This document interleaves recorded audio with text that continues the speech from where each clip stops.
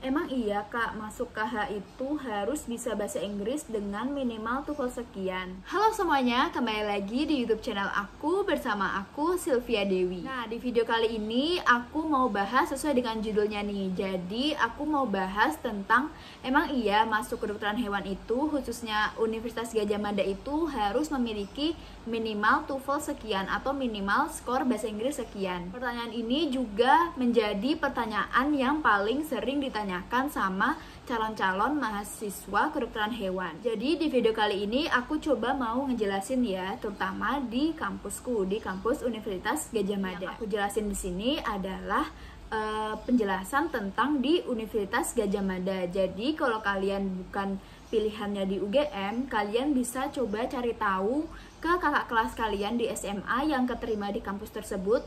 Lebih bagus lagi kalau di jurusan yang kalian mau, atau kalian juga bisa nanya di official account biasanya dari BEM fakultas tersebut. Jadi kita langsung aja ke videonya. Masuk kedokteran hewan itu harus bisa bahasa Inggris. Nah, di sini ada dua kemungkinan ya jawabannya. Yang pertama itu kalau kalian bertanya apakah ada minimal skor TOEFL yang harus dipenuhi mahasiswa atau calon mahasiswa untuk masuk kedokteran hewan UGM. Nah, jawabannya tidak ya. Jadi tidak ada syarat minimal skor bahasa Inggris yang harus kalian penuhi.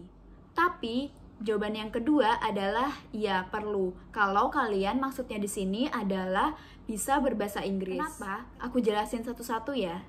Nah, untuk masuk kedokteran hewan UGM sendiri, sesuai yang aku jelasin itu tidak ada syarat minimal skor bahasa Inggris. Tapi setelah kalian dinyatakan diterima Universitas Gadjah Mada, nah kalian itu harus dan wajib untuk menjalankan tes bahasa Inggris. Nah, tes bahasa Inggris di sini sendiri itu diadakan oleh UGM, tepatnya oleh PIB atau Pusat Ilmu Bahasa dari UGM.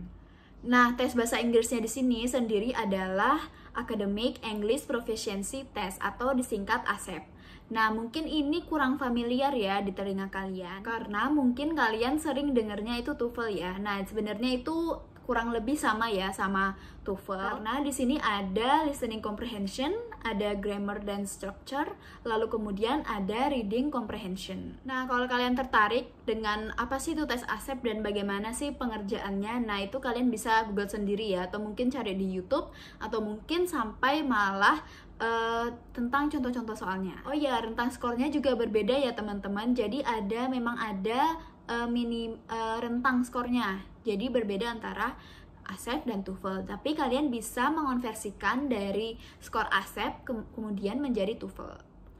Oh ya, perlu ditekankan lagi ya, tes ASEP ini dilakukan oleh UGM apabila kalian sudah dinyatakan diterima menjadi mahasiswa atau mahasiswi di UGM. Nah, ini tuh kayak menjadi salah satu syarat registrasi. Jadi kalian sudah dijadwalkan hari, kemudian jamnya, kemudian untuk melakukan tes ASEP ini. Nah, kalau aku dulu tuh 2018 tuh modelnya offline, kemudian itu berbasis kertas dan diadakan di Gedung Geraha Sabah. Jadi kayak memang ada jadwalnya sendiri. Jadi tiap-tiap fakultas, tiap-tiap mahasiswa juga ada jadwalnya sendiri.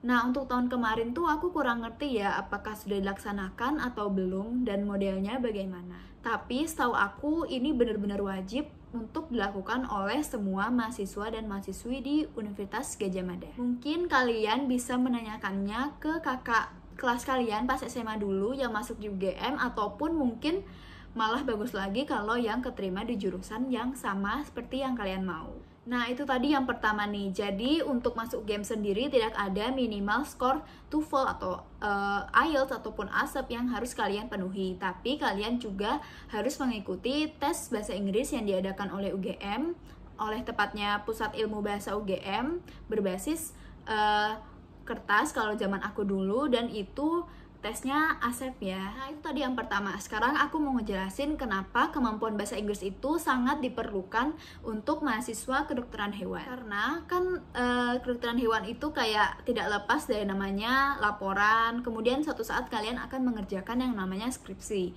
Nah, dengan kemampuan bahasa Inggris yang ada, kalian sangat dimudahkan untuk mencari jurnal ilmiah yang berbahasa Inggris tentunya, sama buku-buku yang berbahasa Inggris juga.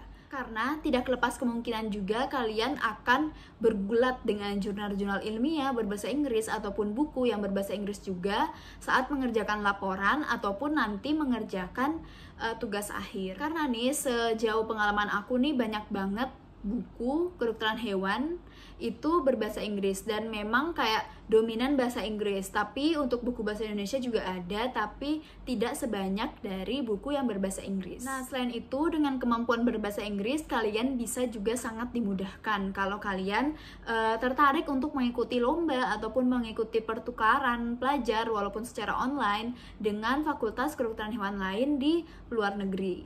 Pokoknya menurutku kalau bisa berbahasa Inggris di kedokteran hewan itu sangat bagus sekali ya, dan sangat benar-benar peluangnya akan lebih besar dibandingkan kalau kalian tidak bisa berbahasa Inggris. Jadi tidak salah kalau kalian bisa menguasai bahasa Inggris untuk kuliah di kedokteran hewan. Nah, itu tadi video dari aku, semoga menjawab ya pertanyaan kalian tentang emang perlu bahasa Inggris sebelum masuk kuliah di kedokteran hewan. Semoga video ini bisa membantu pertanyaan kalian itu ya. Terima kasih dan sampai jumpa di video berikutnya.